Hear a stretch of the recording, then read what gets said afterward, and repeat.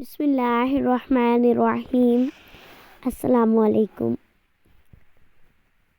سیدنا امیر حمزہ رضی اللہ تعالیٰ عنہ حضور صلی اللہ علیہ وآلہ وسلم کے چچا تھے۔ ابو عمارہ ان کی کنیت تھی اور وہ عمر میں حضور صلی اللہ علیہ وآلہ وسلم سے بڑے تھے۔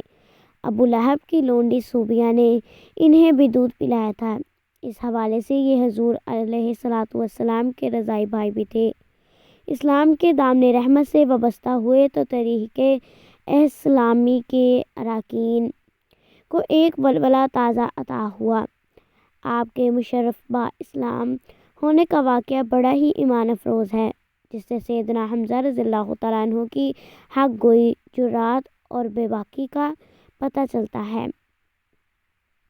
حضور نبی اکرم صلی اللہ علیہ وآلہ وسلم کو داعی اعظم کی حیثیت سے فریضہ تبلیغ سب انجام دیتے ہوئے 6 سال ہو گئے تھے۔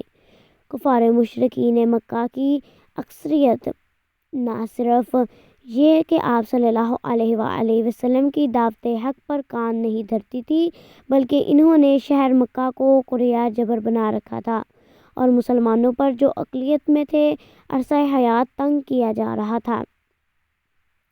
خود حضور صلی اللہ علیہ وآلہ وسلم کو نہ صرف دشنام ترازیوں اور تعین و تشنیع کا ہدف بنایا جاتا، بلکہ آپ صلی اللہ علیہ وآلہ وسلم کے نعوذ باللہ قتل کے منصوبے تک بنائے جا رہے تھے۔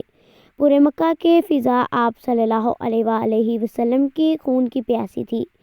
حضرت حمزہ رضی اللہ تعالیٰ عنہ ابھی شرف اسلام سے محروم تھے۔ وہ شمشیر زنی، تیر اندازی اور شکار و تفریح کے مشاغل میں اس قدر مشغول تھے کہ دعوت اسلام پر غور کرنے کی فرصت ہی نہ مل سکی تھی۔ ایک دن حضور نبی کریم صلی اللہ علیہ وآلہ وسلم کا کوہ صفا یا ایک روایت کے مطابق ہجون کے مقام سے گزر ہوا۔ آپ صلی اللہ علیہ وآلہ وسلم لوگوں کو دین حق کی طرف بلا رہے تھے کہ ابو جہل بھی ادھر آ نکلا۔ حضور صلی اللہ علیہ وآلہ وسلم کو دیکھا تو آپے سے باہر ہو گیا۔ وہ بدبخت اسلام اور پیغمبر اسلام صلی اللہ علیہ وآلہ وسلم کے بارے میں عصیان بکنے لگا، لیکن حضور نبی کریم صلی اللہ علیہ وآلہ وسلم کی جبین اقدس پر ایک بھی شکن نمودار نہ ہوئی۔ ابو جہل گالیاں بکتا رہا، حروف ناروا اس کی گندی زبان سے کانٹوں کی طرح گرتے رہے۔ اس بدبخت نے آپ صلی اللہ علیہ وآلہ وسلم کو جسمانی اذیت کا نشانہ بھی بنایا، لیکن تاجدار کائنات صلی اللہ علیہ وآلہ وسلم کے لب اقدس پر حرف شکوہ تک نہ آیا۔ آپ صلی اللہ علیہ وآلہ وسلم خاموش رہے اور اس کی ہرزہ سرائی و اذیت رسانی پر کمال صبر و تحمل سے کام لیا۔ ایک عورت اپنے گھر میں بیٹھی یہ سب کچھ دیکھ رہی تھی۔ سیدنا حمزہ رضی اللہ تعالیٰ عنہ شکار سے لوٹے تو اس خاتون سے نہ رہا گیا اور سیدنا امیر حمزہ رضی اللہ تعالیٰ عنہ کو مخاطب کر کے کہنے لگی، کاش آپ تھوڑی دیر پہلے یہاں ہوتے اور اپنی آنکھوں سے دیکھتے کہ ابو جہل نے آپ کے بھتیجے سے کتنا برا سلوک کیا ہے، انہیں گالیاں دی ہیں اور ان پر ہاتھ بھی اٹھایا ہے۔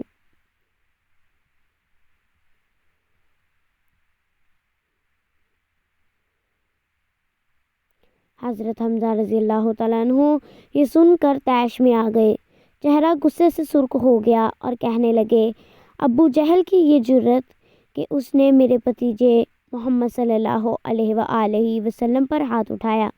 تیز تیز قدم اٹھاتے ہوئے خانہ کعبہ میں پہنچے۔ ابو جہل کو دیکھا کہ کفار و مشرکین کی ایک مجلس میں بیٹھا لافِ زنی کر رہا تھا۔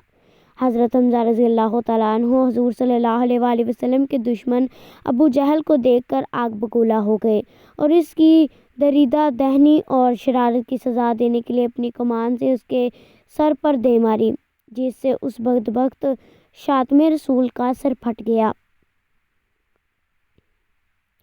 آپ رضی اللہ تعالیٰ عنہ نے اسے آڑے ہاتھوں لیا اور کہا، ابو جہل، تیری یہ ہمت کہ میرے بھتیجے محمد صلی اللہ علیہ وآلہ وسلم کو گالی دے اور ان سے بدسلوکی کرے، اس کے بعد حضرت حمزہ رضی اللہ تعالیٰ عنہ کا باطن نور ایمان سے روشن ہو گیا اور ان کے مقدر کا ستارہ اوج ثریا پر چمکنے لگا اور محبت رسول صلی اللہ علیہ وآلہ وسلم آنکھوں میں غیرت ایمانی کا چراغ بن کر جل اٹھی۔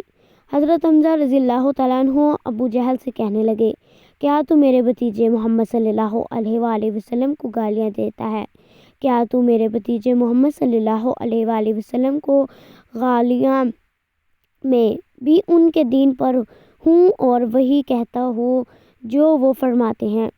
اور پھر چشم فلک نے وہ منظر بھی دکھا کہ عمر خطاب رضی اللہ تعالیٰ عنہ بارگاہ نبوی میں حاضر ہونے کے لیے آ رہے تھے تو اصحاب رسول کو تردد ہوا، لیکن جان نثار مصطفیٰ صلی اللہ علیہ وآلہ وسلم سیدنا حمزہ رضی اللہ تعالیٰ عنہ سے گویا ہوئے، کوئی بات نہیں، عمر آتا ہے تو اسے آنے دو، اگر نیک ارادے سے آیا ہے تو ٹھیک ہے اور اگر برے ارادے سے آیا ہے تو اس کی تلوار ہی اس کا سر قلم کر دوں گا۔